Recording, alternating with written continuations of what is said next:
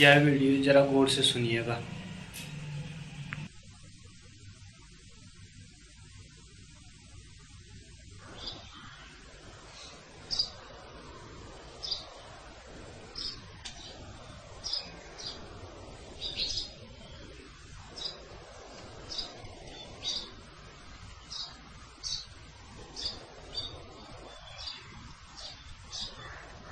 पहला प्रश्न।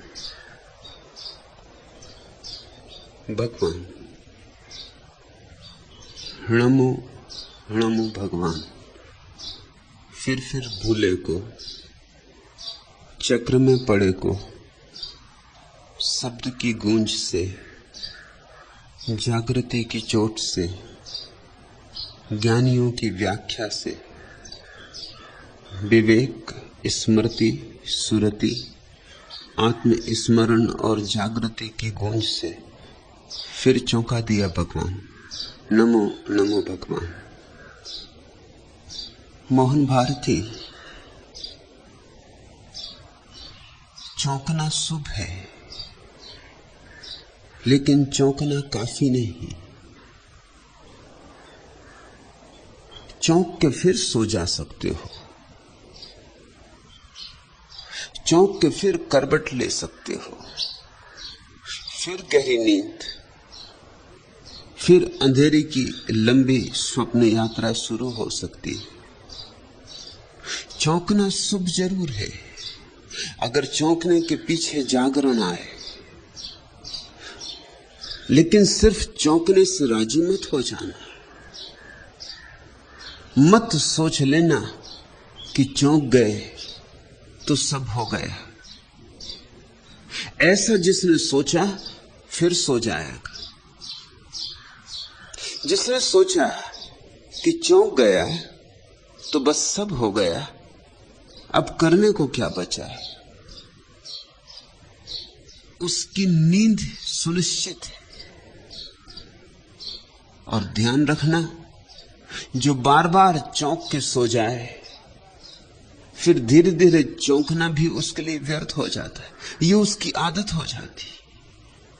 चौंकता है सो जाता है, चौंकता है सो जाता है। तुम कुछ नए नहीं हो, कोई भी नया नहीं। न मालूम कितने बुद्धों, न मालूम कितने जिनों के पास से तुम गुजरे होगे, और न मालूम कितनी बार तुमने कहा होगा नमो नमो भगवान। फिर भूले को, चक्र में पड़े को चौंका दिया है, और फिर तुम सो गए और चल पड़ा वही, फिर वही स्वप्न, फिर वही आपाधापी, फिर वही मन का विक्षिप्त व्यापार। चौंकने का उपयोग करो। चौंकना तो केवल शुरुआत है, अंत नहीं। सौभाग्य है, क्योंकि बहुत हैं जो चौंकते भी नहीं। ऐसे जड़, ऐसे बधिर हैं, उनके कान तक आवाज भी नहीं पहुंचती, और अगर पहुंच भी जाए तो वे उसकी अपने मन के अनुसार व्याख्या कर लेने में बड़े कुशल हैं। अगर ईश्वर भी उनके द्वार पर दस्तक दे तो वो अपने को समझा लेते हवा का झोंका होगा, कि कोई राहगीर भटक गया होगा, कि कोई अनजान अपरिचित राह पूछने के लिए द्वार खटखटाता होगा। हजार मन की व्याख्याएं अपने को समझा लेने की, और जिसने व्याख्या की उसने सुना नहीं। सुनो, व्याख्या ना करना। सुनो और चोट को पचा मत जाना। चोट का उपयोग करो। चोट सृजनात्मक है।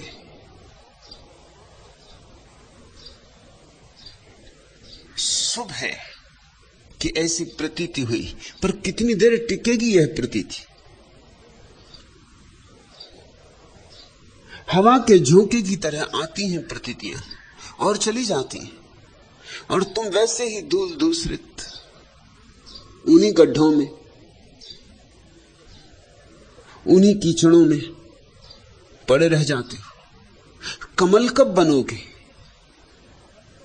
कीचड़ के चौंकने मात्र से कमल नहीं बन जाएगा। कीचड़ को गुजरना पड़ेगा एक रूपांतरण से, तो कमल जन्मेगा।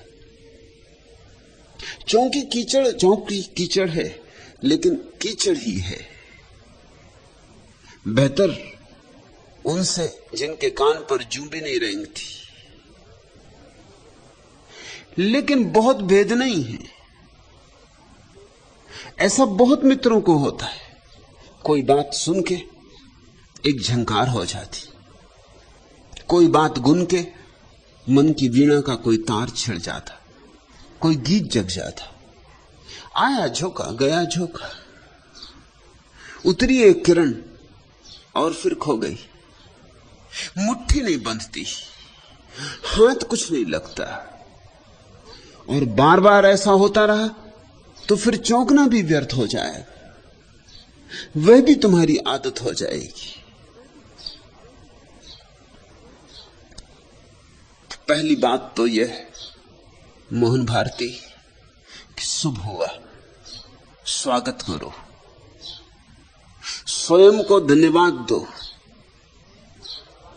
कि तुमने बाधा न डाली। बरस भर पर फिर से सबोर घटा सावन की घिराई, नाचता है मयूर वन में, मुग्ध हो सतरंगे पर खोल, कूक को किलने की सब ओर, मृदुल स्वर में मधुमय रस घोल, सुभग जीवन का पा संदेश, धरा सुकुमारी सक्षाई, घटा सावन की घिराई। पल्लवों के घूंघट से झांक, पलक दोलों में कलियां झूल, झकोरों से मीठा अनुराग, मांगती घन अलकों में भूल, झरोखों से अंबर के मुख किसी की आंखें मुस्काई, घटा सावन की घिराई। खुले कुंतल से काले नाग, बादलों के छितराए आज, तड़ित चपला की उज्जवल रेख, तिमिर घनमुख का हीरक ताज, उड़े भावों के मृदुल चकोर, बरस भर पर बदली आई, घटा सावन की घिराई। लेकिन घटा बीत ना जाए, हवा उसे उड़ा ना ले जाए, बरसे। घटा के आ जाने भर से सावन नहीं आता, घटा के बिना आए भी सावन नहीं आता। लेकिन घटा के आ जाने भर से सावन नहीं आता, बरसे, जी भर के बरसे। नहा जाओ तुम, सब धूल बह जाए तुम्हारे चित्त के दर्पण की। प्रीतिकर लगती हैं बातें विवेक की, स्मृति की, सुरति की, आत्मस्मरण की, जागृति की, लेकिन बातों से क्या होगा? बातें तो फिर बातें ही हैं, कितनी ही प्रीतिकर हो, नहीं उनसे पेट ना भरेगा, मांस मज्जा ना बनेगी। सुंदर सुंदर शब्द तुम्हें ज्ञानी बना देंगे, ध्यानी ना बनाएंगे, और जो ध्यानी नहीं उसका ज्ञान दो कौड़ी का है, उसका ज्ञान बासा है, उधार है। ऐसे तो शास्त्रों में ज्ञान भरा पड़ा है, पढ़ लो, संग्रहित कर लो, जितना चाहो उतना कर लो, वेद कंठस्थ कर लो, तो भी तुम ही रहोगे। वेद कंठ में ही अटका रह जाएगा, तुम्हारे हृदय तक उसकी जलधार न पहुंचेगी। सिर्फ ध्यान पहुंचता है हृदय तक, ज्ञान नहीं पहुंचता। ज्ञान तो मस्तिष्क में ही बोझ बन के रह जाता है। ज्ञान पांडित्य को तो जन्म देता है, प्रज्ञा को नहीं, और प्रज्ञा है जो मुक्ति लाती। मुझे सुन के भी ऐसी भूल मत कर लेना। मेरे शब्द तुम्हें प्यारे लगे तो तुम उन्हें संग्रहित करोगे, प्यारे लगे तो संभाल के रखोगे, संजो के रखोगे, मस्तिष्क की मंजूसा में बहुमूल्य हैं, ताले डाल के रखोगे। इससे कुछ भी ना होगा, एक नए तरह का पांडित्य पैदा हो जाएगा। तुम जैसे थे वैसे के वैसे रह जाओगे। घटा आई, सावन ना आया। घटा आई और हवाएं उड़ा ले गई बदली को। तुम रूखे थे, रूखे रह गए। अमृत बरसना चाहिए और अमृत उन्हीं पर बरसता है जिनके हृदय ध्यान की पात्रता को पैदा कर लेते।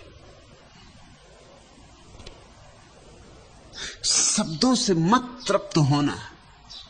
ईश्वर शब्द ईश्वर नहीं है और न ध्यान शब्द ध्यान है, न प्रेम शब्द प्रेम है, मगर शब्द बड़ी भ्रांति पैदा करवा देते। हम शब्दों में जीते। मनुष्यता की सबसे बड़ी खोज शब्द है, भाषा। और चूंकि मनुष्य की सबसे बड़ी खोज भाषा है, इसलिए मनुष्य भाषा में जीता है। प्रेम की बात करते करते भूल ही जाती है ये बात कि प्रेम हुआ नहीं अभी। बात करते करते भरोसा आने लगता है।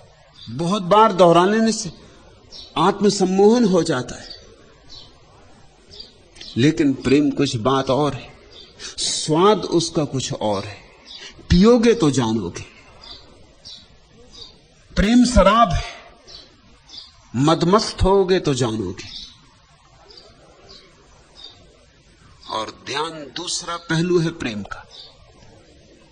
एक ही सिक्का है, एक तरफ ध्यान, एक तरफ प्रेम। और दो ही तरह के लोग हैं इस दुनिया में। या तो ध्यान से जाना जाएगा सत्य, तब जागो। तब ये शब्द जो तुमने सुने और तुम्हें प्रीतिकर लगे, विवेक, स्मृति, सुरति, आत्मस्मरण, जागृति, इन सारे शब्दों में एक ही बात है, जागो। जो भी करो जागरूकता से करो। उठो, बैठो, चलो, लेकिन स्मरण न खोए, बोध न खोए। यंत्रवत मत चलो, मत उठो, मत बैठो। महावीर ने कहा है, विवेक से चले, विवेक से उठे, विवेक से बैठे। एक एक कृत्य जागृति के रस से भर जाए।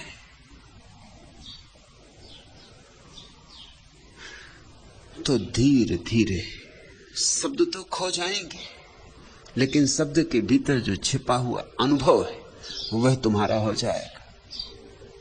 एक तो रास्ता है ऐसा, और एक रास्ता है कि डूबो प्रेम में, मस्ती में, प्रार्थना में, पूजा में, अर्चना में। उल्टी दिखाई पड़ती हैं बातें। एक में जागना है, दूसरे में डूबना है, लेकिन दोनों एक ही जगह ले आती, क्योंकि दोनों में एक ही घटना मूलतः घटती है। जैसे ही तुम पूरी तरह जागते हो, अहंकार नहीं पाया जाता। जागृत चैतन्य में अहंकार की कहीं छाया भी नहीं मिलती, कहीं पद चिन्ह भी नहीं मिलते। अहंकार तो अंधेरे में जीता है, रोशनी होते ही खो जाता है। अहंकार अंधेरे का अंग है, अंधकार ही अहंकार है। जैसे ही तुमने जागरण का दिया जलाया, ज्योति उमगी, पाओगे भीतर कोई अहंकार नहीं हो। तुम तो हो, लेकिन कोई मैं भाव नहीं। अस्तित्व है, लेकिन अस्मिता नहीं है।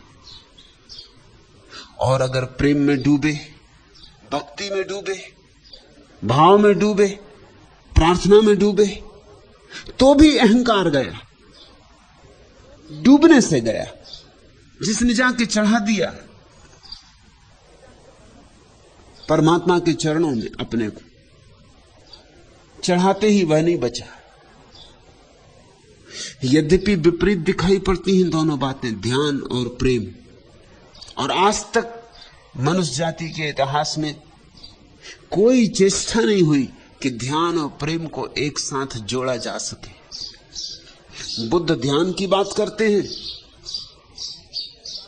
मीरा प्रेम की बात करती है,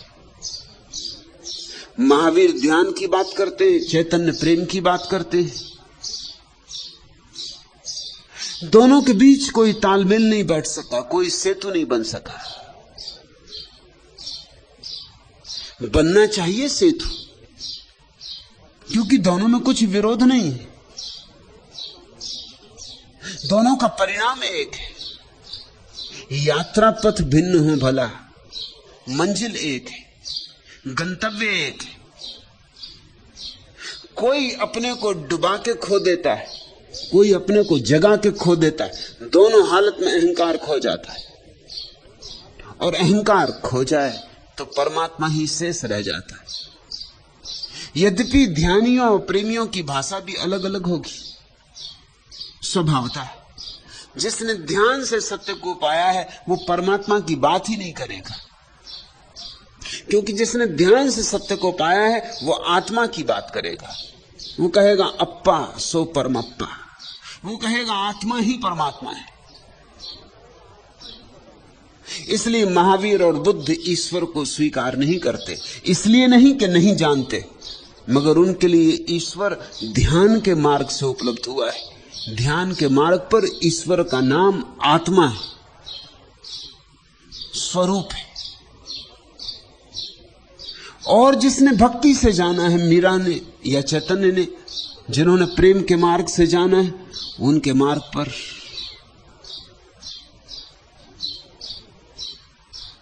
अनुभूति तो वही है निरअहंकारिता की,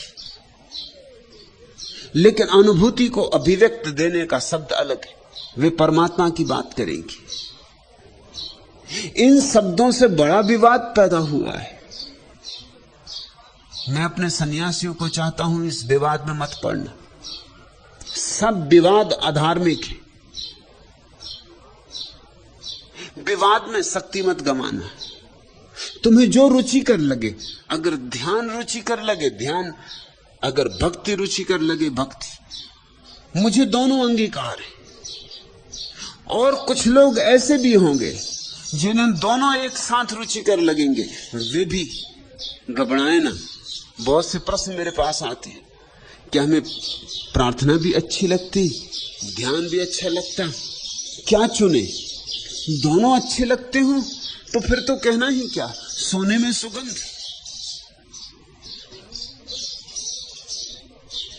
फिर तो तुम्हारे ऊपर ऐसा रस बरसेगा जैसा अकेले ध्यानी पे भी नहीं बरसता और अकेले भक्त पे भी नहीं बरसता। तुम्हारे भीतर तो दोनों फूल एक साथ खिलेंगे, तुम्हारे भीतर तो दोनों दिए एक साथ जलेंगे। तुम्हारी अनुभूति तो परम अनुभूति होगी। मेरी चेष्टा यही है कि प्रेम और ध्यान संयुक्त हो जाएं, और धीरे धीरे अधिकतम लोग दोनों पंखों को फैलाएं और आकाश में उड़े। जब एक पंख को फैला के लोग पहुंच गए सूरज तक, तो जिसके पास दोनों पंख होंगे उसका तो कहना ही क्या।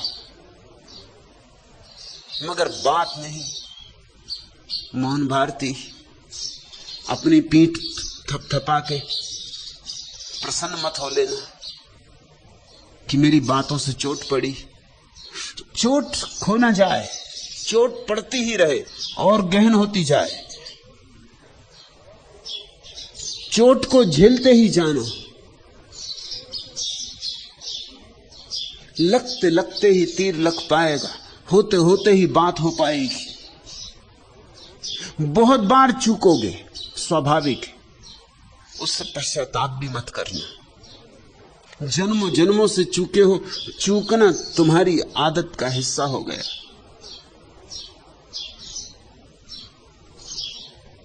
घबराना भी मत, क्योंकि जो पहुंचे हैं वे भी बहुत चूक चूक कर पहुंचे। कोई महावीर तुमसे कम नहीं चूके थे, कोई दरिया तुमसे कम नहीं चूके थे।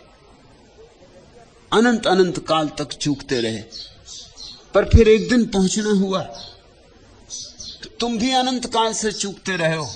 एक दिन पहुंचना हो सकता है, और चूकने वाले पहुंच गए, तुम भी पहुंच सकते हो। मगर जीवन बदलता है अनुभव से, अनुभूति से। एक मित्र ने पूछा है कि आपने कहा कि जड़वत गायत्री का पाठ करते रहने से कुछ सार नहीं, तो उन्होंने कहा है कि मैं तो यहां आपके आश्रम में भी लोगों को जड़वत ध्यान करते देख रहा हूं, इससे क्या सार? भाई मेरे, तुमने ध्यान किया? तुम कैसे देखोगे दूसरों को कि वे जड़वत ध्यान कर रहे हैं या आत्मवत?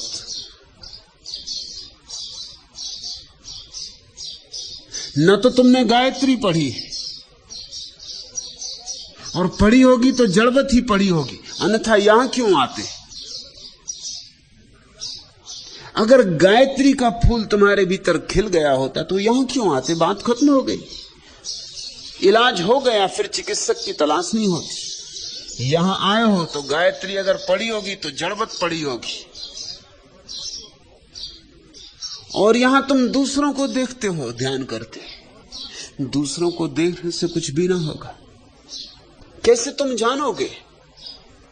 अगर दो प्रेमी एक दूसरे को गले लगा रहे हो तो कैसे तुम जानोगे कि वस्तुतः गले लगाने का अभिनय कर रहे हैं या सच में ही हृदय में उमंग उठी, प्रीति जगी, गीत बहा है?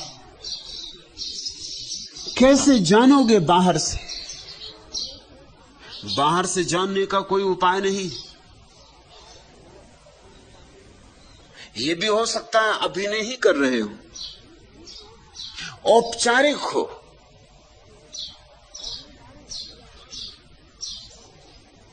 क्रियाकांड हो। यह भी हो सकता है कि वस्तुतः भीतर आनंद जगा हो, मगर बाहर से जानने का कोई उपाय नहीं। तुम भी थोड़ा नाचो, गाओ, गुनगुनाओ। इतने दूर आ ही गए हो तो ऐसे थोथे प्रश्न पूछ के वापस मत लौट जाना। ये प्रश्न तो तुम वहीं पूछ सकते थे।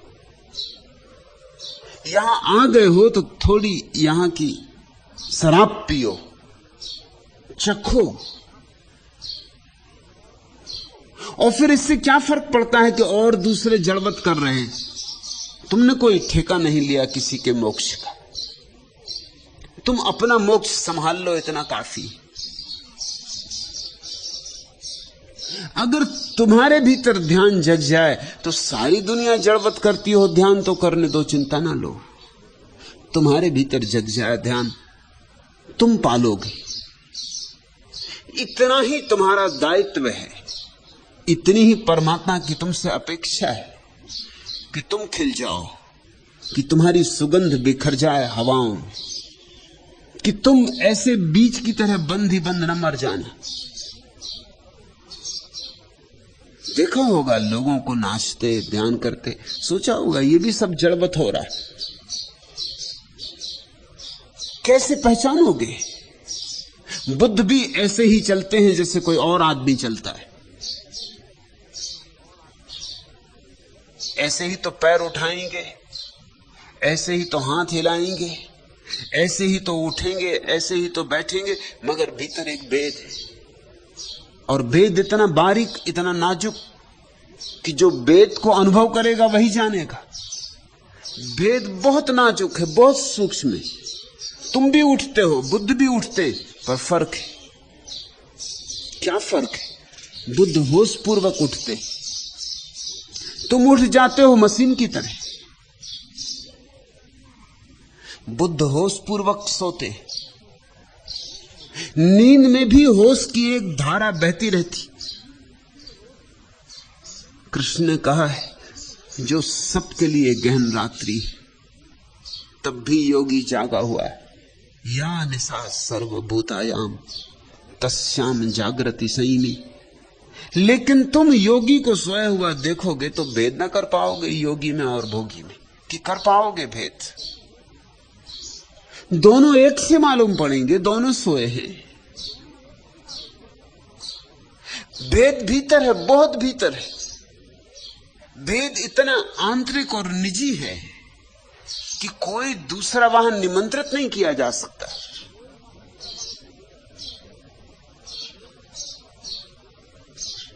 उस अंतरतम में तो तुम अपने ही भीतर डुबकी मारोगे तो उतर पाओगे।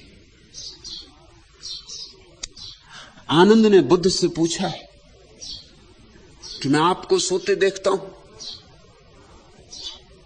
वर्षों आनंद बुद्ध के साथ रहा, तब उसे ये धीरे धीरे अनुभव हुआ कि कुछ भेद है। 40 साल बुद्ध के साथ रहा, 40 साल बुद्ध की सेवा में रत रहा, सुबह से लेकर रात तक। जब तक बुद्ध सो न जाए तब तक बिस्तर पर न जाए। जिस कक्ष में बुद्ध सोए वहीं सोता था। रात कब जरूरत पड़ जाए, कभी नींद ना आती होगी, कभी नींद देर से आती होगी, तो बुद्ध को सोया हुआ देखता रहता था।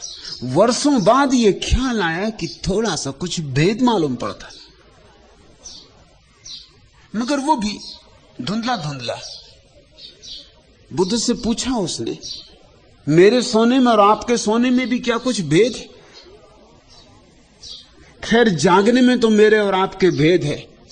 मुझे कोई गाली दे तो दुख होता, क्रोध होता। आपको कोई गाली दे तो क्रोध नहीं होता, दुख नहीं होता। एक बार एक आदमी ने आपके ऊपर आके थूक दिया था तो मैं आग बबूला हो गया था। थूका आप पर था, लेकिन मैं भभक उठा था। मेरा पुराना छतरी जाग उठा। अगर मेरे हाथ में तलवार होती तो मैंने उसकी गर्दन काट दी होती, लेकिन गर्दन काटने का विचार तो मेरे भीतर तलवार की तरह कौन गया था। वो तो आपकी शंका, आपकी तरफ देख के चुप रहा। किस तरह अपने को चुप रख सका ये भी आज कहना कठिन है। एक क्षण को तो आप भी भूल गए थे, मगर फिर ख्याल आया था, संकोच आया था कि आपसे आज्ञा ले लूं, फिर इसे जवाब दूं। लेकिन आपने सिर्फ चादर से थूक को पोंछ लिया था और उस आदमी से कहा था, भाई कुछ और कहना है? तब तो मैं बहुत चौंका था। तब मुझे भेद दिखाई पड़ा था। मैं तो आंख से जल उठा। मैं तो भूल ही गया सन्यास, मैं तो भूल ही गया ध्यान, मैं तो भूल ही गया सब ज्ञान। एक क्षण में वर्ष वर्ष पूछ गए। मैं वही का वही था और आपसे पूछा था कि क्या इस आदमी को सजा दूं? यह आदमी सजा का हकदार है, इसको दंड मिलना ही चाहिए। तो आप हंसे थे और आपने कहा था, उसके थूकने से मैं इतना परेशान नहीं जितना तेरे दुखी और परेशान होने से परेशान। यह तो अज्ञानी है, क्षम्य है, मगर तू तो कितने दिन से ध्यान की चेष्टा में लगा है, अभी तेरा ध्यान इतना भी नहीं पका।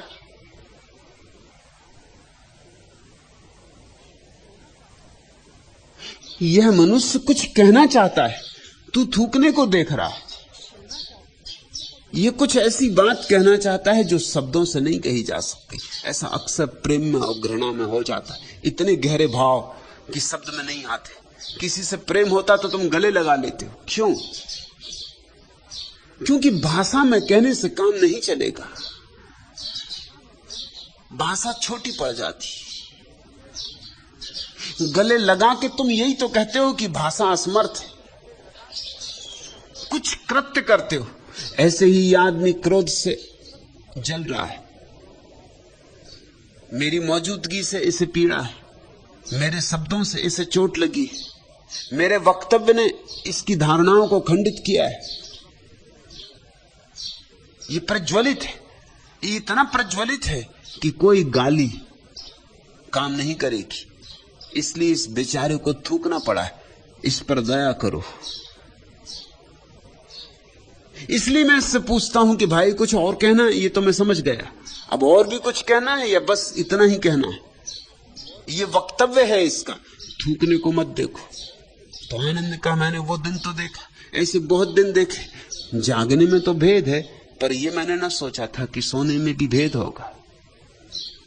लेकिन कल रात देर तक नींद ना आई, बैठकर मैं आपको देखता रहा, पूरा चांद आकाश में था, वृक्ष के नीचे आप सोए थे, उस चांद की रोशनी में आप अद्भुत सुंदर मालूम होते थे। तब अचानक बिजली जैसे कौंध गई, ऐसा मुझे ख्याल आया कितने वर्ष हो गए आपको सोते देख के, ये बात मुझे कभी पहले क्यों नहीं याद आई कि आप जिस आसन में सोते रात भर उसी आसन में सोए रहते हैं, बदलते नहीं। जहां रखते हैं पैर सोते समय वहीं रहता है रात भर पैर, जहां रखते हैं हाथ वहीं रहता है रात भर हाथ, करवट भी नहीं बदलते। सुबह उसी आसन में उठते, तो सोते हैं कि रात भर अपने को संभाले रखते? क्योंकि जो आदमी सोएगा करवट भी बदलेगा। बुद्ध ने कहा शरीर सोता है, मैं तो जाग गया हूं, मैं जागा ही हुआ हूं, मगर इस जागने को तुम कैसे जानोगे? आनंद ने सुन लिया, श्रद्धा थी तो मान भी लिया, लेकिन जानोगे कैसे? पता नहीं बुद्ध झूठ कहते हो,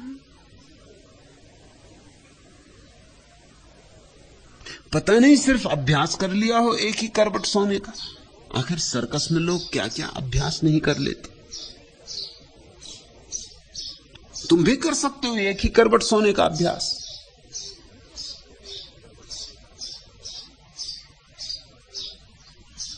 बड़ी आसानी से कर सकते हो। मैं यही बात एक मित्र से कह रहा था, वो कहने लगे कैसे अभ्यास हो जाएगा एक ही करवट सोने का। मैंने उनसे कहा कि पीठ में एक पत्थर बांध के सो जाओ, जब भी करवट बदलोगे तभी तकलीफ होगी,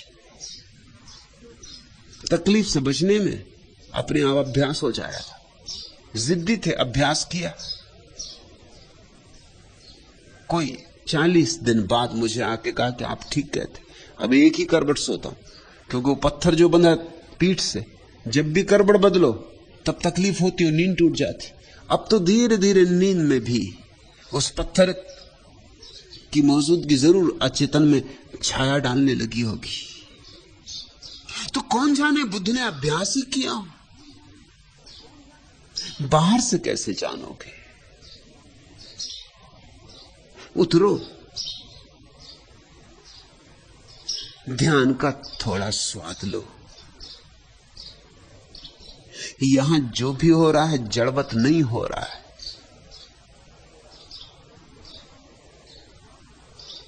जड़वत ही करना हो तो दुनिया में बहुत स्थान है करने को, यहां आने की जरूरत नहीं। जो जड़वत प्रक्रियाओं से ऊब गए हैं, परेशान हो गए हैं, कर कर थक गए हैं और कुछ भी नहीं पाया है, सिर्फ विषाद हाथ लगा है, वे ही यहां आए। नहीं तो मेरे साथ जुड़ने की बदनामी कौन ले? मेरे साथ जुड़ने का उपद्रव कौन सा है? उतनी कीमत वही चुकाता है जो बहुत बहुत द्वार खटखटा चुका है और जिसे अपना मंदिर अभी नहीं मिला है। लेकिन खड़े होकर दूर से मत देखते रहना, नहीं तो तुम यही ख्याल लेके जाओगे कहीं गायत्री हो रही है, यहां ध्यान हो रहा है, मगर सब जड़वत। कैसे तुमने ये निर्णय ले लिया कि ये जड़वत हो रहा है? जरा लोगों की आंखों में देखो, जरा लोगों के आनंद में झांको, उनकी मस्ती को थोड़ा पहचानो। मगर वह पहचान भी तभी होगी जब भीतर तुम्हारी भी थोड़ी नई हवाएं बहें, सूरज की नई किरणें उतरे, तुम्हारा मन मयूर नाचे। तब मोहन भारती चौंक गए। सुबह घटा घिराई, सुबह मंगलगान करो। पर घटा बरसे, बहुत हो चुकी देर ऐसे भी, अब घटा बिना बरसे ना जाए। ये अमीरस बरसे, तुम इसमें भीगो और भीगने लगोगे तो पाओगे अंत नहीं। जितने भीगोगे उतने ही पाओगे और भी भीगने को शेष है। जैसे जैसे सावन आएगा लगेगा और भी सावन आने को शेष है। एक फूल क्या खिला तो वसंत थोड़ी आ गया। एक वसंत एक फूल के खिलने से नहीं। फूल तो खबर देता है कि आ रहा वसंत, आ रहा वसंत। हजार हजार फूल खिलेंगे, लाख लाख फूल खिलेंगे। एक एक व्यक्ति के भीतर इतनी क्षमता है कि सारे वेद, सारे कुरान, सारी गीताएं, सारे धम्मपद एक एक व्यक्ति के भीतर खिल सकते हैं।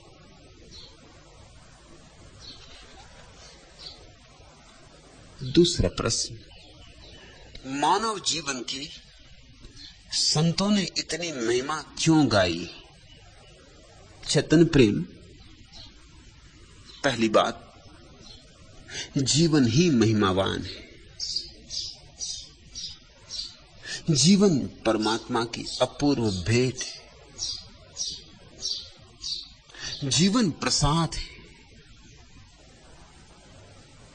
तुमने कमाया नहीं, तुम गमा भला रहे हो, मगर कमाया तुमने नहीं। उतरा है तुम पर किसी अज्ञात लोक से, बरसा है। तुमसे किसी ने पूछा तो ना था कि होना चाहते हो या नहीं। पूछता भी कैसे जब तुम थे ही नहीं, तो तुमसे पूछता कोई कैसे? जीवन अपने आप में महिमावान है। जीवन से फिर सारे द्वार खुलते, फिर ध्यान के और प्रेम के और मोक्ष के और निर्वाण के सारे द्वार जीवन से खुलते हैं। जीवन अवसर है, महत अवसर है। चाहो बना लो, चाहे मिटा दो, चाहे गा लो गीत, चाहे तोड़ दो बांसुरी, जीवन महान अवसर है। तो पहली तो बात, जीवन ही अपने आप में अपूर्व है। फिर मनुष्य जीवन तो और भी अपूर्व, क्योंकि वृक्ष यद्यपि जीवित है पर बड़े संकीर्ण अर्थों में, और पक्षी भी जीवित है थोड़े वृक्ष से ज्यादा, लेकिन फिर भी बड़ी सीमा है। पशु भी जीवित है, पक्षियों से शायद थोड़े ज्यादा, लेकिन फिर भी बड़ी सीमा है। मनुष्य इस पृथ्वी पर सबसे ज्यादा संभावनाओं को लेकर पैदा होता है। मनुष्य इस जगत में सबसे बड़े फूलों के बीज लेकर पैदा होता है। इसलिए मनुष्य जीवन की महिमा गाई है। चौराहा है मनुष्य का जीवन, वहां से रास्ते चुने जा सकते हैं। वहां से नरक का रास्ता भी चुना जा सकता है और स्वर्ग का भी, और रास्ते पास पास हैं। एक ज़ेन फकीर के पास जापान का सम्राट मिलने गया था। सम्राट की अकड़, झुका भी तो भी झुका नहीं, औपचारिक था झुकना। फकीर से कहा मिलने आया हूं, सिर्फ एक ही प्रश्न पूछना चाहता हूं। वही प्रश्न मुझे मथे डालता है। बहुतों से पूछा है, उत्तर संतुष्ट करे कोई ऐसा मिला नहीं। आपकी बड़ी खबर सुनी कि आपके भीतर का दिया जल गया है। आप निश्चित ही आशा लेकर आया हूं कि मुझे तृप्त कर देंगे। फकीर ने कहा, व्यर्थ की बातें छोड़ो, प्रश्न को सीधा रखो, दरबारी औपचारिकता छोड़ो, सीधी सीधी बात करो, नगद। सम्राट थोड़ा चौंका, ऐसा तो कोई उससे कभी बोला नहीं था, थोड़ा अपमानित भी हुआ, लेकिन बात तो सच थी।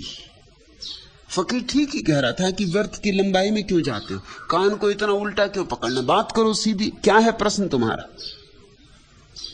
सम्राट ने कहा, प्रश्न मेरा यह है कि स्वर्ग क्या है और नर्क क्या है। मैं बूढ़ा हो रहा हूं और यह प्रश्न मेरे ऊपर छाया रहता कि मृत्यु के बाद क्या होगा, स्वर्ग या नर्क। फकीर के पास उसके शिष्य बैठे थे, उन्होंने कहा, सुनो, इस बुद्धू की बातें सुनो। बुद्धू सम्राट को, और सम्राट से कहा कि कभी आईने में अपनी शक्ल देखी। ये शक्ल लेके और ऐसे प्रश्न पूछे जाते, और तुम अपने को सम्राट समझते हो। तुम्हारी हैसियत भिकमंगा होने की भी नहीं। ये भी कोई उत्तर था? सम्राट तो एकदम आग बबूला हो गया, म्यान से उसने तलवार निकाल ली, नंगी तलवार, एक क्षण और कि फकीर की गर्दन धड़ से अलग हो जाएगी। फकीर हंसने लगा और उसने कहा, यह खुला नरक का द्वार।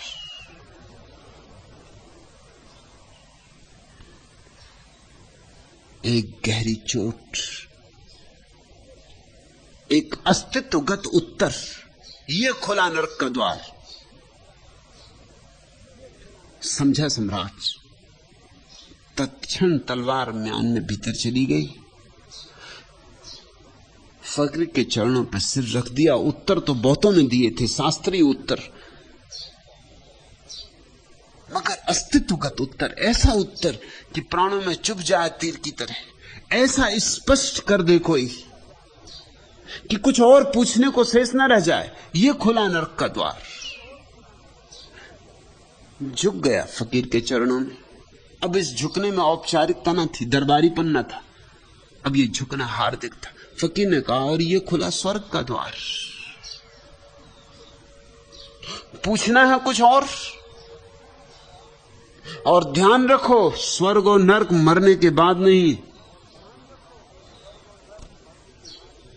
स्वर्ग और नरक जीने के ढंग, शैलियां हैं। कोई चाहे यहीं स्वर्ग में रहे, कोई चाहे यहीं नरक में रहे, कोई चाहे सुबह स्वर्ग में रहे, सांझ नरक में रहे, कोई चाहे क्षण भर पहले स्वर्ग और क्षण भर बाद नरक। और ऐसा ही तुम्हारी जिंदगी में रोज घट रहा है। मनुष्य जीवन की महिमा है। इस सम्राट में क्या खूबी थी? बोध। ये बात किसी पशु और पक्षी को नहीं समझाई जा सकती थी, और जिन मनुष्यों को न समझाई जा सके, जानना कि वे केवल नाम मात्र को मनुष्य हैं, होंगे पशु पक्षी। ये सम्राट निश्चित मनुष्य रहा होगा। मनुष्य शब्द देखते हो, मनन से बना है, जिसमें मनन की क्षमता है।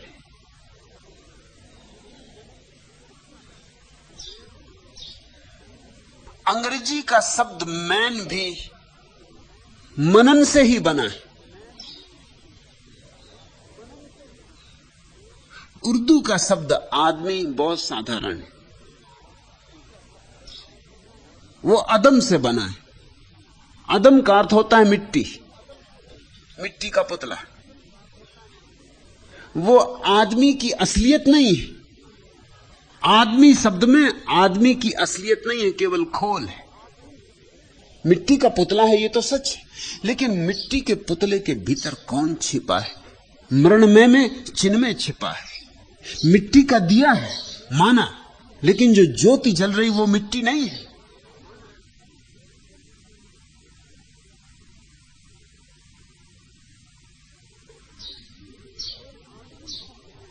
आदमी शब्द में खोल की चर्चा है, मनुष्य शब्द में उस खोल के भीतर छिपे हुए गूदे की चर्चा है, आत्मा की चर्चा है।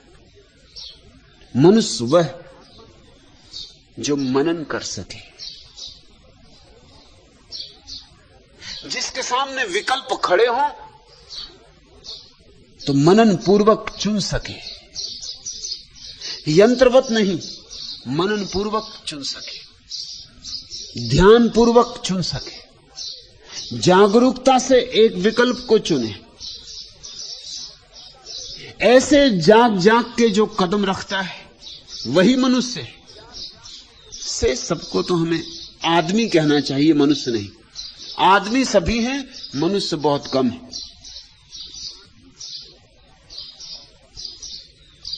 मनुष्य जीवन की महिमा है क्योंकि मनन की क्षमता।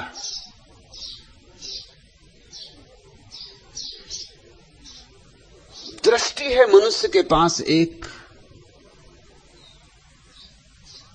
जो दृश्य को ही नहीं अदृश्य को भी देखने में समर्थ है। यह उसकी महिमा है।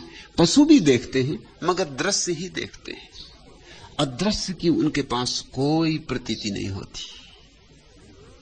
मनुष्य के कान ध्वनि को तो सुनते ही हैं, शून्य को भी सुन लेते हैं। और मनुष्य के हाथ पार्थिव को तो पकड़ ही लेते हैं, अपार्थिव को भी पकड़ लेते हैं। मनुष्य अपूर्व है, अद्वितीय है। इसे तुम अपने अहंकार की घोषणा मत बना लेना। ये तुम्हारे अहंकार की घोषणा नहीं है। सच पूछो तो ये जो मैं मनुष्य की परिभाषा कर रहा हूं, ये परिभाषा तभी तुम्हारे जीवन का अनुभव बनेगी जब अहंकार छूटेगा। ऐसा मत सोच लेना कि आहा मैं मनुष्य हूं तो मेरी बड़ी महिमा है। ये तुम्हारी महिमा नहीं कह रहा हूं मैं, ये मनुष्यत्व की महिमा कह रहा हूं। ये तुम्हारे भीतर जो संभावना छिपी है उसकी महिमा का गीत गा रहा हूं। तुम जो हो सकते हो, जो तुम्हें होना ही चाहिए, जो तुम में जरा बोध हो तो तुम जरूर हो ही जाओगे। जो अपरिहार्य है, अगर तुम में जरा सोचो, जरा समझो। पूछते हो तुम कि मानव जीवन की संतों ने इतनी महिमा क्यों गाई? एक तो जीवन महिमावान, फिर वह भी मानव का जीवन। और संत ही गा सकते हैं महिमा, क्योंकि उन्होंने ही मनुष्य को उसकी परिपूर्णता में देखा है। वैज्ञानिक मनुष्य को उसकी परिपूर्णता में नहीं देखता। उसके लिए तो मांस, मज्जा, हड्डी, यही मनुष्य समाप्त हो जाता है। मनुष्य उसके लिए देह से ज्यादा नहीं। उसे कोई आत्मा मनुष्य में नहीं मिलती। मनुष्य एक बहुत जटिल यंत्र है,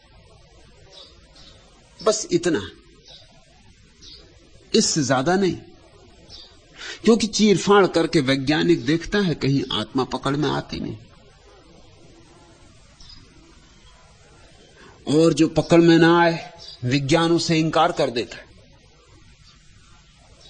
इसलिए विज्ञान मनुष्य की बहुत महिमा नहीं गा सकता। अगर विज्ञान का प्रभाव बढ़ता चला गया तो मनुष्य की महिमा कम होती जाएगी, कम होती गई है। प्राचीन समय में जानने वाले कहते थे मनुष्य देवताओं से जरा नीचे, और वैज्ञानिक से पूछो तो वो कहता मनुष्य बंदर से जरा ऊपर। बहुत फर्क हो गया, देवताओं से जरा नीचे और बंदर से जरा ऊपर। ये भी शायद वैज्ञानिक बिना बंदरों से पूछे कह रहा है। नहीं तो बंदर कहेंगे कि मनुष्य और हमसे जरा ऊपर, कहां हम वृक्षों पर और कहां तुम जमीन पर।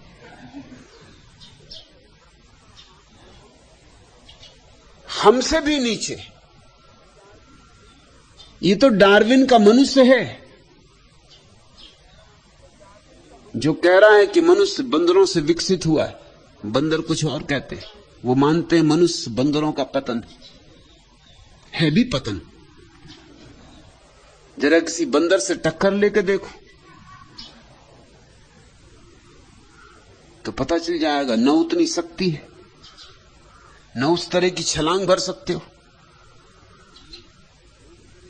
न एक वृक्ष से दूसरे वृक्षों पर कूद सकते हो, न वृक्षों पर रह सकते हो। क्या पा लिया है? बंदर से बहुत कमजोर हो गए हो।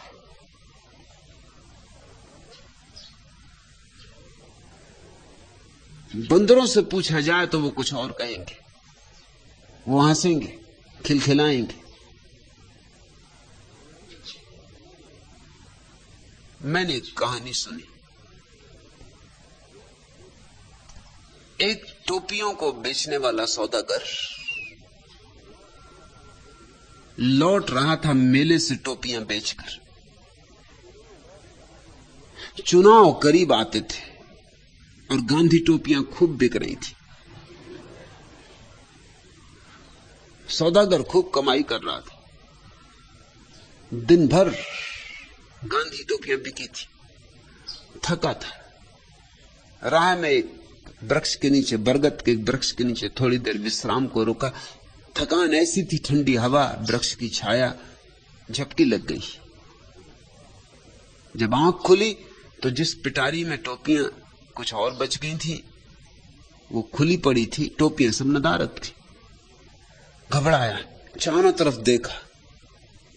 ऊपर देखा तो वृक्ष पर बंदर बैठे होंगे, कोई 150 बंदर, सब गांधीवादी टोपियां लगाए। वो ले गए पिटारे से निकाल के टोपियां। बड़े जच रहे हैं।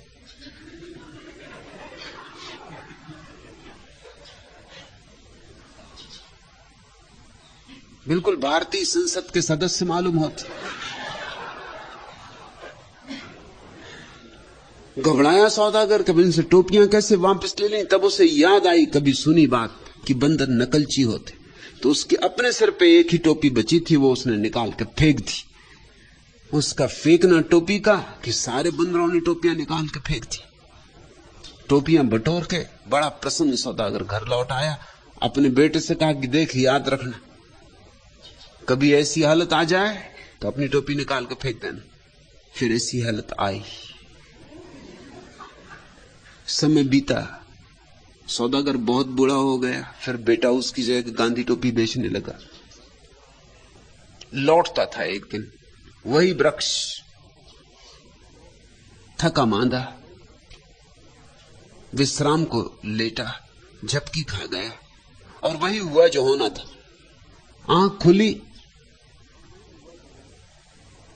टोकरी खाली पड़ी थी।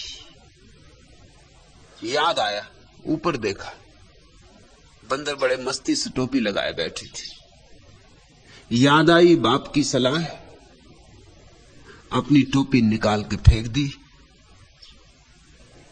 लेकिन जो हुआ वह नहीं सोचा था। एक बंदर को टोपी नहीं मिली थी, वो नीचे उतरा और ये टोपी भी ले गए।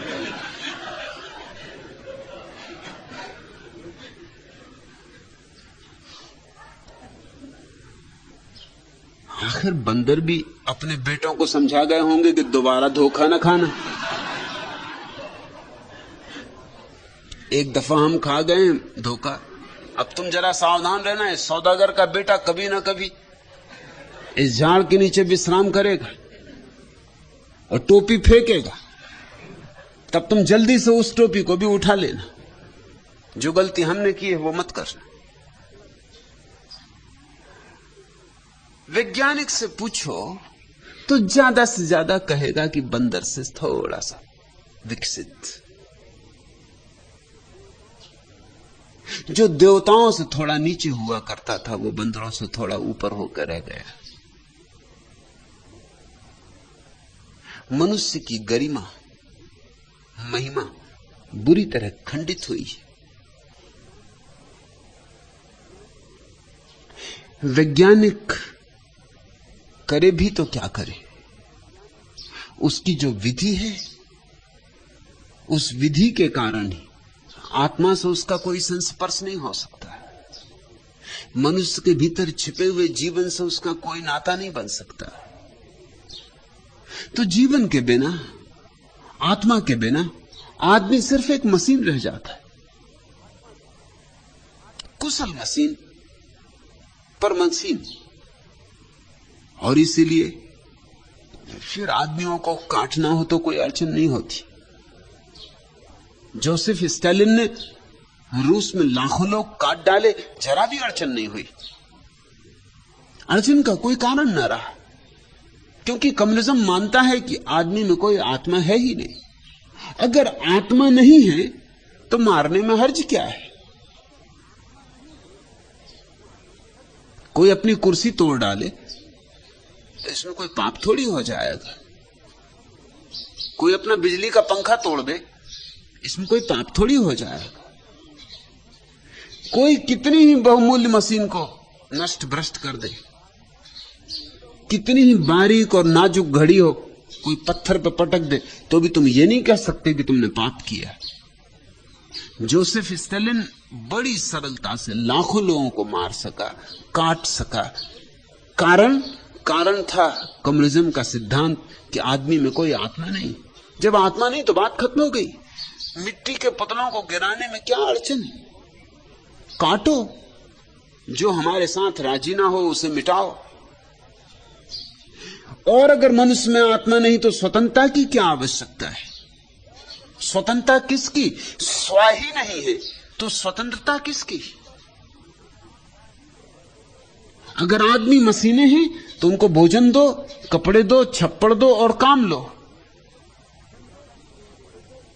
इससे ज्यादा की ना उन्हें जरूरत है, न इससे ज्यादा की चिंता करने का कोई कारण। जीसस ने कहा है मनुष्य केवल रोटी के सहारे नहीं जी सकता, लेकिन कम्युनिज्म यही कहता है कि रोटी के अतिरिक्त आदमी को और चाहिए भी क्या, और बाकी सब बुर्जुआ बकवास है। रोटी मिले, छप्पड़ मिले, कपड़ा मिले, बात खत्म हो गई। लोकतंत्र, स्वतंत्रता, ये सब बातचीत है, व्यर्थ की बातचीत है। नहीं, संत ही मनुष्य की महिमा का गीत गा सकते हैं, वैज्ञानिक नहीं गा सकता। क्योंकि संत को ही अनुभव होता है अपने भीतर छिपे हुए परमात्मा का, अपने भीतर छिपे हुए खजानों का, प्रभु के राज्य का। और जिसने अपने भीतर उस परम ज्योति को जगमगाते देखा है, वह कैसे ना गीत गाए मनुष्य के महिमा के, क्योंकि वो जानता है तुम्हारे भीतर भी वैसी ही ज्योति जगमगा रही। चाहे तुम पीठ किए खड़े हो, नहीं देखते, कोई हर्जा नहीं, मगर ज्योति तो जगमगा रही। जिसने अपने भीतर का संगीत सुना है, अनाहत नाद सुना है, ओंकार सुना है, वह कैसे मनुष्य की महिमा के गीत ना गाए? जिसने अपने भीतर मिट्टी ही नहीं कमल पाया है, अपूर्व सुगंध उड़ती पाई है, वह कैसे मनुष्य की महिमा के गीत न गाए? जिसने अपने भीतर मृत्यु पाई ही नहीं अमृत पाया है, वह कैसे मनुष्य की महिमा के गीत न गाए? तुम पूछते हो चैतन्य प्रेम, मानव जीवन की संतों ने इतनी महिमा क्यों गाई? तुम्हारे अहंकार को सजाने के लिए नहीं, तुम्हारे अहंकार को और बलिष्ठ और पुष्ट करने के लिए नहीं। सत्य है यह कि मनुष्य के भीतर एक विराट आकाश छिपा है, जो अपने भीतर उतर जाए वो जगत के रहस्यों के द्वार पर खड़ा हो जाता है। उसके लिए मंदिर के द्वार खुल जाते। जो अपने भीतर की सीढ़ियां उतरने लगता है, वह जीवन के मंदिर की सीढ़ियां उतरने लगता है। जो अपने भीतर जितना गहरा जाता है उतना ही परमात्मा का अपूर्व अद्वितीय रूप, सौंदर्य, सुगंध, संगीत सब बरस उठता है। कितना है जीवन अनमोल। रजत रश्मियों सी मुस्कान, सौरभ में कलियों सा गान, मधु स्मृतियों की दीप से खासा, घटता बढ़ता प्रतिदिन डोल, अकथित आहों का विश्वास, अनुरंजित भावों का श्वास, तुहिन बिंदु सा निर्निमेष इस ढलता दुख सुख में द्रखोल, शिथिल पवन का मरमर गीत, भ्रमर कुसुम का मधुमय प्रीत, मृदु स्मित बन बहलाती है सुरभि मले में प्रतिदिन घोल, मृदु आकांक्षाओं का व्यापार, इच्छाओं का पल पल भार, रोम रोम कंपित कर जाता स्वर संगम को भ्रमवश तौल। कितना है जीवन अनमोल। थोड़ा देखो अपने जीवन को, ये मुफ्त मिला है, इसलिए ऐसा मत समझ लेना कि मुफ्त है। इसकी कीमत तो कोई भी नहीं, इसलिए यह मत समझ लेना कि इसका मूल्य कुछ नहीं। कीमत और मूल्य बड़े अलग अलग शब्द हैं। भाषा कोश में तो उनका एक ही अर्थ होता है, कीमत और मूल्य, लेकिन जीवन के कोश में एक ही अर्थ नहीं होता। कीमत होती चीजों की जो बाजार में बिक सकती, खरीदी जा सकती, लेकिन कुछ ऐसी चीजें हैं जो बाजार में न बिकती हैं न बेची जा सकती, उनको मूल्यवान कहते हैं। मूल्यवान वे चीजें हैं जो कीमत से नहीं मिलती, तुम लाख कीमत चुकाओ तो भी नहीं मिलती। एक सम्राट ने महावीर को जाकर कहा कि मैंने सब जीत लिया, बड़े से बड़े हीरे जवाहरात मेरे खजाने में, ऐसा कुछ इस संसार में नहीं है जो मैंने न पा लिया हो। इधर कुछ दिन से लोग आके खबर देते कि असली मूल्य की चीज तो ध्यान है। जैनों का शब्द है सामायिक, ध्यान के लिए।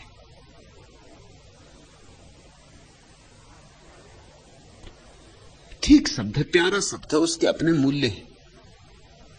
सम हो जाना, समता को उपलब्ध हो जाना, समभाव को उपलब्ध हो जाना, सम्यक्त्व को उपलब्ध हो जाना।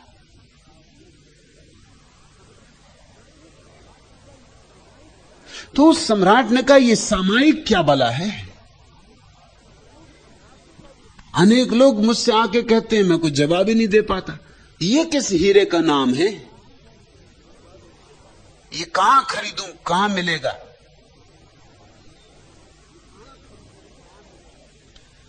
महावीर हंसे होंगे, सामायिक कहीं खरीदी जा सकती, ध्यान कहीं खरीदा जा सकता, कि ध्यान कहीं बाजार में बिक सकता।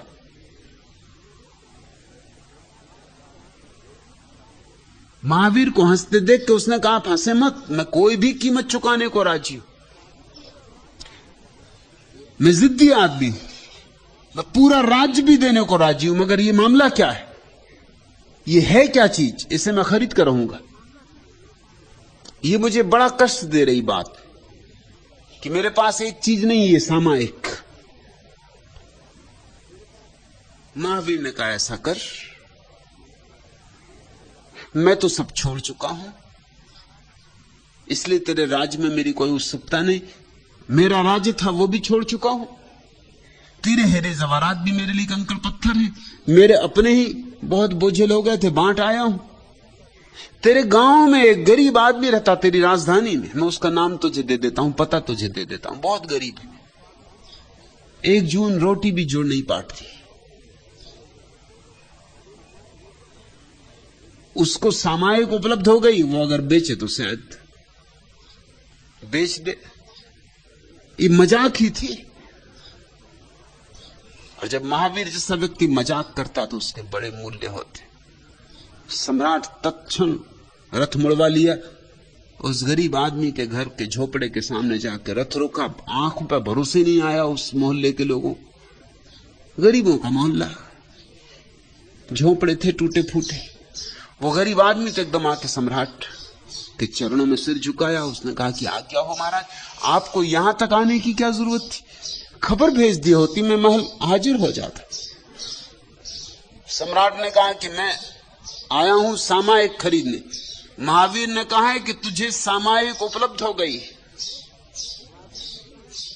बेच दे, और जो भी तुझे मूल्य मांगे, मुंह मांगा मूल्य देने को राजी हूं। जैसे महावीर हंसे थे वैसे ही वो गरीब आदमी भी हंसा। उसने कहा महावीर ने आपसे खूब मजाक किया। कुछ चीजें हैं जो कीमत से मिलती हैं, कुछ चीजें हैं जिनका कीमत से कोई संबंध नहीं। सामायिक कुछ वस्तु थोड़ी है कि मैं तुम्हें दे दूं, अनुभव है। जैसे प्रेम अनुभव है, कैसे दे सकते हो? ये तो आंतरिकतम अनुभव है, इसे बाहर लाया ही नहीं जा सकता। मेरी गर्दन चाहिए तो ले ले, मुझे खरीदना हो तो खरीद ले, मैं चल पड़ता हूं, आपका सेवक पैर दबाता रहूंगा। लेकिन ध्यान नहीं बेचा जा सकता। नहीं कि मैं बेचना नहीं चाहता हूं, बल्कि स्वभावतः ध्यान हस्तांतरित नहीं हो सकता। मूल्यवान वे चीजें हैं जो बेची नहीं जा सकती। प्रेम, ध्यान, प्रार्थना, भक्ति, श्रद्धा, ये बेचने वाली बिकने वाली चीजें नहीं है। ये चीजें ही नहीं है, ये अनुभूतियां हैं। और केवल मनुष्य ही इन अमोलक अनुभूतियों को पाने में समर्थ है। संतों ने मनुष्य की महिमा गाई है ताकि तुम्हें याद दिलाया जा सके कि तुम कितनी बड़ी संपदा के मालिक हो सकते हो और हुए नहीं अब तक। अब और कितनी देर करनी है? किसका यह मौन निमंत्रण? दीर्घ श्वास की पीड़ाओं का है साम्राज्य छिपा अंतर में। मूक मिलन की मूक पिपासा का खग नित उड़ता अंबर में। भरो व्यथा में आज प्रलोभन है, किसका यह मौन निमंत्रण? उस अतीत की कथा कहानी ही सुधियों का नीड़ बन गई। अर्थहीन सैसव की बातें मेरे उर की पीर बन गई। सुधी सपनों पर करो नियंत्रण, है किसका यह मौन निमंत्रण? टूट नयन का निर्मम दर्पण, चिर विछोह की आघातों से पूछ रहा पथ प्रेम गांव का। तारक दल की हर पातों से स्निग्ध प्राण भी कर दो अर्पण, है किसका यह मौन निमंत्रण? तुम्हें निमंत्रण दिया है संतों ने मनुष्य की महिमा गाकर। टूट नयन का निर्मम दर्पण, चिर विछोह की आघातों से पूछ रहा पथ प्रेम गांव का। तारक दल की हर पातों से स्निग्ध प्राण भी कर दो अर्पण, है किसका यह मौन निमंत्रण? सदियों सदियों में संतों ने मनुष्य के गौरव और गरिमा के गीत गाए, इसलिए कि तुम्हें चेताया जा सके कि तुम क्या हो सकते हो। तुम्हारे भीतर छिपी पड़ी संभावनाओं को पुकारा जा सके, तुम्हें झकझोर के जगाया जा सके। जैसे बीज भूल गया हो कि उसे फूल होना हो, ऐसी तुम्हारी दशा है। कि नदी भूल गई हो कि उसे सागर तक पहुंचना है, ऐसी तुम्हारी दशा है। कि नदी किसी घाट पर ही अटक गई हो और सागर तक जाने का स्मरण ना रहा हो, ऐसी तुम्हारी दशा है। सागर होना है तुम्हें, सागर होना तुम्हारा स्वरूप सिद्ध अधिकार है। परमात्मा होना है तुम्हें, परमात्मा से कम हुए बिना राजी मत होना। इसलिए तुम्हारी महिमा के गीत संतों ने गाए, तुम्हारे अहंकार को श्रृंगार करने के लिए नहीं।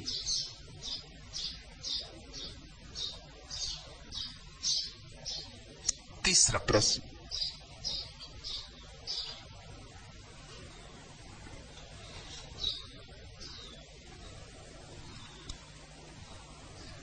जीवन सत्य है या असत्य? कृष्ण तीर्थ,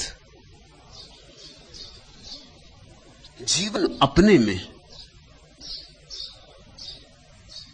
न तो सत्य है और न असत्य। जीवन अपने में तो सिर्फ एक अवसर है, कोरा अवसर।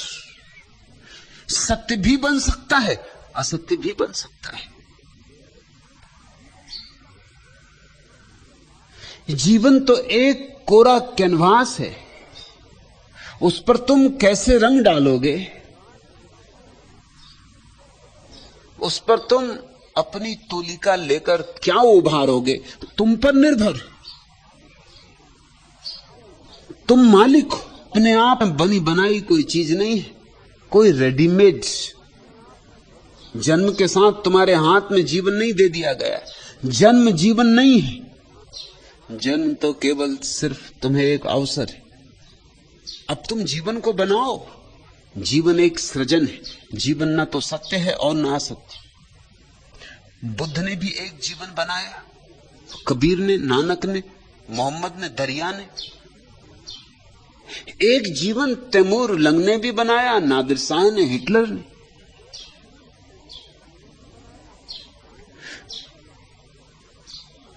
एक जीवन है जिसमें सिर्फ धूल ही धूल, और एक जीवन जहां गीत ही गीत। और ये एक ही जीवन है। ये सब तुम पे निर्भर है। उसी वर्णमाला से गालियां बनती, उसी वर्णमाला से भगवत गीता का जन्म हो जाता है। जरा शब्दों को जमाने की बात है, वे ही शब्द गंदे हो जाते, वे ही शब्द पुण्य की गंध ले आते। तुम पर निर्भर है। अक्सर लोग ऐसे प्रश्न पूछते हैं जैसे कि जीवन अपने आप में कोई सुनिश्चित चीज है। अगर धन के पीछे ही दौड़ते रहे और पद के पीछे ही दौड़ते रहे तो जीवन असत्य है, यह सिद्ध हो जाएगा। मौत जब आएगी तब सिद्ध हो जाएगा कि जीवन असत्य था, क्योंकि मौत सब छीन लेगी जो तुमने कमाया। और अगर जरा ध्यान में जगे, जरा भक्ति को उकसाया, तो मौत आएगी और आरती उतारेगी तुम्हारी, क्योंकि जीवन को तुमने सत्य कर लिया। तो मैं सीधा वक्तव्य नहीं दे सकता कि जीवन क्या है, इतना ही कह, तुम सृष्टा हो, यह महिमा है तुम्हारी। इतनी महिमा किसी पशु की नहीं है। एक कुत्ता कुत्ते की तरह पैदा होगा, कुत्ते की तरह मरेगा।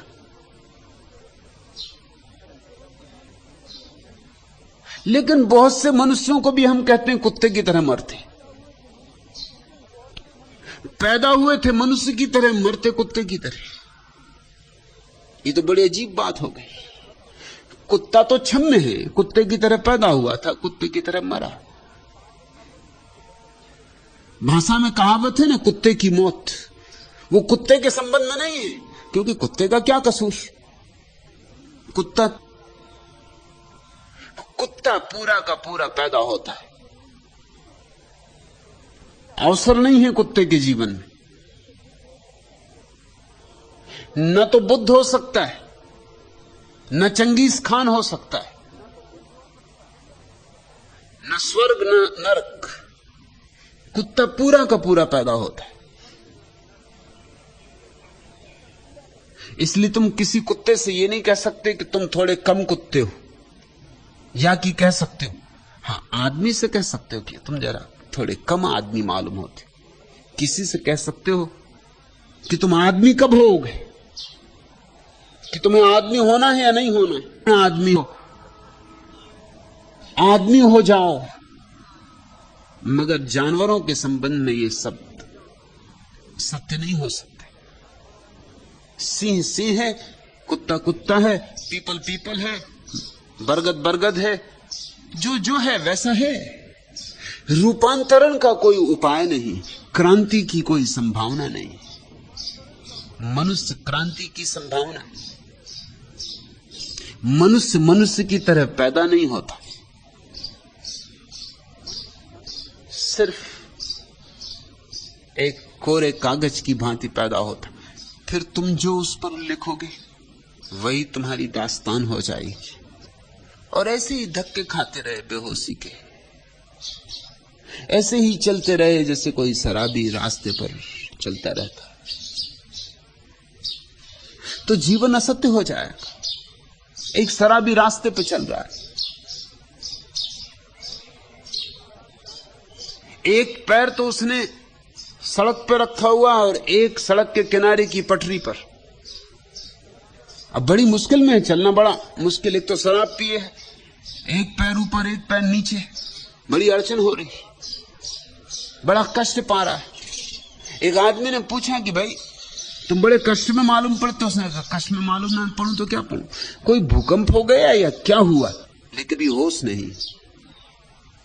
एक और शराबी, वो बाएं तरफ से दाएं तरफ जाता है, दाएं तरफ से बाएं तरफ आता है, घर पहुंचने का तो सवाल ही नहीं रहा। रास्ते के एक किनारे से दूसरे किनारे, इस किनारे से उस किनारे। फिर किसी ने पूछा कि तुम कर क्या रहे हो, तो उसने कहा कि मुझे उस तरफ जाना है। उस तरफ जाता हूं और लोगों से पूछता हूं कि मुझे उस तरफ जाना, तो वो इस तरफ भेज देते। इस तरफ आता हूं, लोगों से पूछता हूं मुझे उस तरफ जाना है, वो दूसरी तरफ भेज देते। मगर मैं उस तरफ पहुंच ही नहीं पाता जहां पहुंच। एक और शराबी है, सांझ घर पहुंचा है,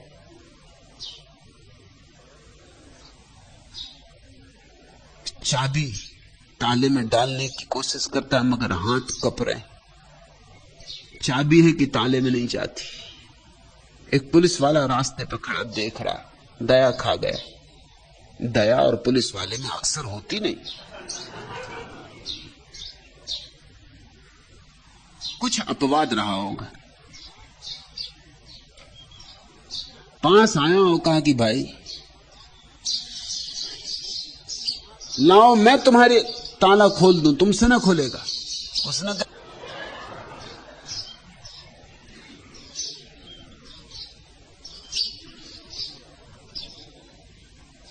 धन की और पद की दौड़ में अगर तुम मूर्छित रहे, अगर व्यर्थ को संग्रहित करने में ही सारा जीवन गंवाए, अगर अंधे की भांति जिए और अंधे की भांति मरे, और ध्यान नहीं है तो समझना कि अंधे हो। आंख रहते अंधे हो। अगर कूड़ा करकट को ही बीनते रहे मौत आएगी और तुम पाओगे जीवन असत्य था। घड़ी दो घड़ी अपने लिए निकाल लो।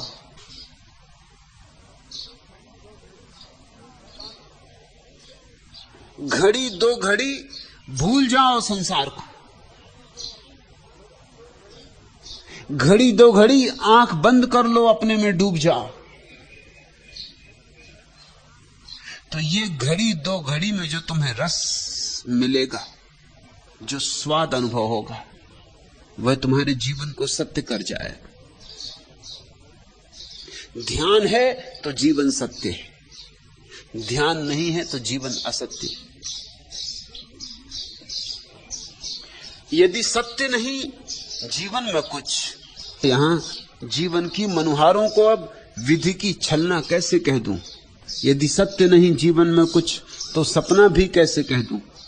बंधन जीवन का भार, कभी बंधन से होता प्यार, कभी बनता भी और बिगड़ता भी आशा का लघु संसार। कभी अपनापन आज न अपना है, किसको कैसे अपना कह दूं। यदि सत्य नहीं जीवन में कुछ, तो सपना भी कैसे कह दूं। ना तो जीवन को सत्य कहा जा सकता है और ना सपना कहा जा सकता है। सब तुम पर निर्भर है। ज्ञानियों ने कहा है संसार असत्य है, जीवन असत्य है, वो तुम्हारी वजह से कहा है। भीड़ तो अंधों की है। आंख वाला कभी कोई एकांत होता है। आंख वाले की बात तो अपवाद है, और अपवाद से केवल नियम सिद्ध होता है। बुद्धों ने अगर कहा है कि जीवन असत्य है, तो तुम्हें देखकर कहा है, ख्याल रखना, ये तुम्हारे जीवन के संबंध में कहा है। बुद्ध का जीवन तो असत्य नहीं। अगर बुद्ध का जीवन असत्य है तो फिर सत्य होगा ही क्या? बुद्ध का जीवन तो परम सत्य है। लेकिन बुद्ध ने जब संबंध में वक्तव्य, तुम्हारा जीवन असत्य है क्योंकि तुम्हारा जीवन व्यर्थ की तलाश में लगा है। तुम मृग मरीचिकाओं के पीछे भाग रहे हो, तुम इंद्रधनुषों को पकड़ने की कोशिश में लगे हो। दूर से बड़े सुंदर, दूर के ढोल सुहावने, जब इंद्रधनुषों पे हाथ बांध लोगे मुट्ठी तो कुछ भी ना मिलेगा, भाप भी ना मिलेगी, शायद पानी की कुछ 2-4 बूंदें हाथ में छूट जाए। न कोई रंग होगा, न कोई सौंदर्य होगा। इंद्रधनुषों के पीछे दौड़ोगे, जीवन के संबंध में क्या कहें तो कौन समझेगा? कहें तो शायद कहीं भूल ना हो जाए, कहीं दूसरे लोग गलत ना समझ लें। बुद्धों को सबसे बड़ी चिंता एक होती कि वे जो भी कहते हैं वो गलत समझा जा सकता है, क्योंकि समझने वाला कहीं और है। बुद्ध जीते हैं शिखरों पर, गौरी शंकर पर, हिमाच्छादित, जहां सूर्य का सोना बरसता है वहां, और तुम रहते हो अंधेरी घाटियों में, तलघरों में। वे अपने स्वर्ण हानि सब न पड़ता, एक एक शब्द तौलना पड़ता है। वे जानते हैं भली भांति कि जीवन सत्य है, लेकिन उनका जीवन सत्य है। उन जैसे लोग कितने हैं, और उन जैसे जो लोग हैं उनसे कहने की कोई जरूरत नहीं, उन्हें तो पता ही है।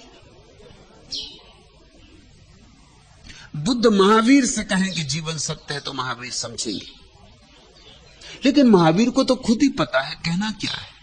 तुम्हें मालूम, दोनों एक ही साथ एक ही समय में हुए, एक ही प्रदेश में, बिहार में, दोनों परिभ्रमण करते रहे। दोनों के परिभ्रमण के कारण ही तो उस प्रदेश का नाम बिहार पड़ा। सतत विचरण करते रहे, वो प्रदेश ही उनके बिहार के कारण बिहार कहलाने लगा।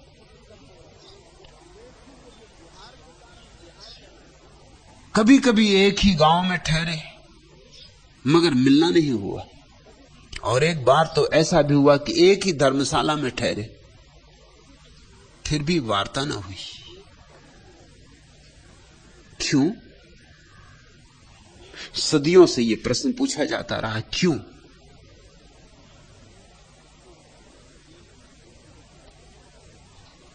जैनों से पूछोगे तो वो कहेंगे अगर बुद्ध को मिलना था तो आना था महावीर के पास। बुद्ध तो भगवान है, महावीर संत पुरुष। अभी पूरे नहीं, अभी बहुत कुछ अधूरा है। मैं ना तो बौद्ध हूं, ना जैन, न हिंदू, न मुसलमान, न ईसाई। इसलिए मैं थोड़े निष्पक्ष नजरों से देख सकता हूं। दोनों परिपूर्ण सिद्ध पुरुष हैं, और न मिलने का कारण कोई अहंकार नहीं है। अहंकार वहां का, न मिलने का कारण सीधा साफ है, मगर अंधों को नहीं दिखाई पड़ता, वे अंधे जैन हों कि बौद्ध। कारण सीधा साफ है, दोनों की एक ही चित्त दशा है, दोनों का एक ही चैतन्य आकाश है, दोनों एक ही शिखर पर विराजमान है। हमें दो दिखाई पड़ते हैं क्योंकि दो देहों में, मगर उन दोनों की अनुभूति ऐसी है कि अब वे एक ही अवस्था में, देह होंगी दो, लेकिन अब आत्मा दो नहीं। मिलना किससे? मिलना क्यों? दुनिया में 3 तरह की संभावनाएं। 2 अज्ञानियों के बीच चर्चा खूब होती, डट के होती, 24 घंटे होती, नहीं तो चुप जाएंगे। एक तो मिलेंगे नहीं, और अगर कभी मिल भी गए, जैसे कबीर और फरीद मिले, तो दोनों चुप बैठे रहे, 2 दिन साथ रहे और चुप बैठे रहे, सन्नाटा छाया रहा। कहना क्या, बोलना क्या, किससे बोलना? 2 ज्ञानियों के बीच चर्चा हो नहीं सकती। 2 शून्य कैसे संवाद करें? और 2 अज्ञानियों के बीच खूब चर्चा होती, क्योंकि 2 विक्षिप्त, कोई किसी की सुनता नहीं, मगर चर्चा खूब होती, अपनी अपनी कहते। जहां कोई जानने वाला जागा हुआ सोए हुए को न जानने वाले को जगाता है। 2 ज्ञानियों में चर्चा हो ही नहीं सकती, 2 अज्ञानियों में खूब होती, मगर किसी मतलब की नहीं। ज्ञानी और अज्ञानी के बीच जो चर्चा होती, कठिन तो बहुत है, बहुत कठिन है, मगर उसमें ही से कुछ विकास, उसमें ही से कुछ जन्म होता है। जीवन ना तो सपना है न सत्य। सपना रह जाएगा अगर सपनों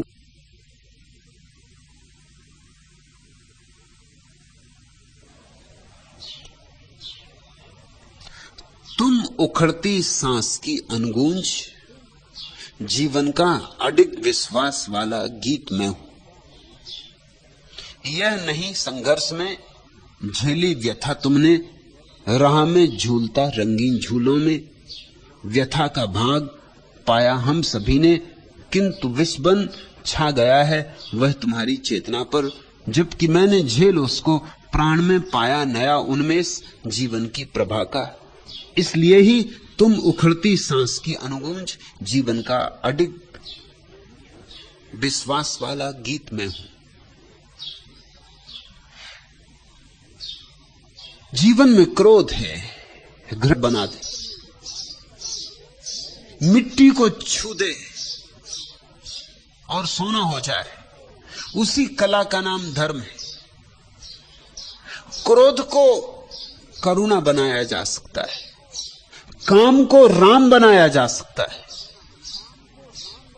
संभोग को समाधि बनाया जा सकता है। देखते नहीं, बाजार से खाद खरीद के लाते हो, दुर्गंध ही दुर्गंध फैल जाती घर में। अब इस खाद को अगर अपनी बैठक खाने में ढेर लगा कर रख लो तो एक ही काम रहेगा कि कोई अतिथि नहीं आएगा तुम्हारे घर, इतना ही फायदा होगा। लेकिन यही खाद किसी कुशल माली के हाथ में बड़ी सुगंध बन जाती। वो इसे घर में नहीं रखता, इसे बगीचे में जमीन पे छितराता। यही गुलाब बन के हंसती, यही चमेली बन के चमकती। कितने रंग और कितनी गंधे इस दुर्गंध से निकल आती। दुर्गंध सुगंध हो सकती।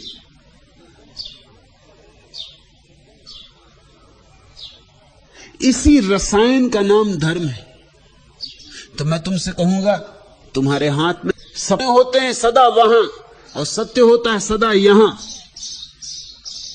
सपने ले जाते हैं दूर दूर की यात्रा पर, और सत्य है तुम्हारे भीतर मौजूद। बैठो कि पालो, दौड़ो कि खोया, बैठे कि पाया।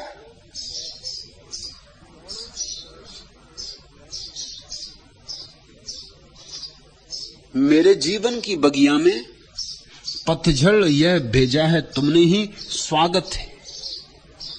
और क्या मांगूं तुमसे, वृक्षों की डालों से जीर्ण पीत पत्र जो झरझर झर झर रहे, गंधहीन कांटे ये उलझे जो लताओं में ही। और क्या मांगूं तुमसे, अपने सारे जहरों को भी परमात्मा के चरणों में चढ़ा दो और तुम चकित हो जाओगे कि वे जहर अमृत हो जाते। सब चढ़ा दो बेशर्त, सब समर्पित कर दो, तुम शून्य हो जाओ। सब समर्पण करके शून्य हो ही जाओगे। उसी शून्य में उतरता है परमात्मा, उसी में बजती है उसकी बीन, उसी में मृदंग पर थाप पड़ती है। तुम पहली दफा अलौकिक का अनुभव करते हो।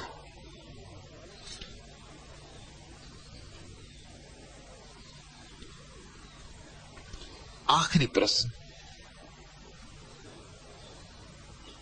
भगवान बलिहारी प्रभु आपकी अंतर ध्यान दिलाए। मंजू, आ जाए अंतर ध्यान तो सब आ गया,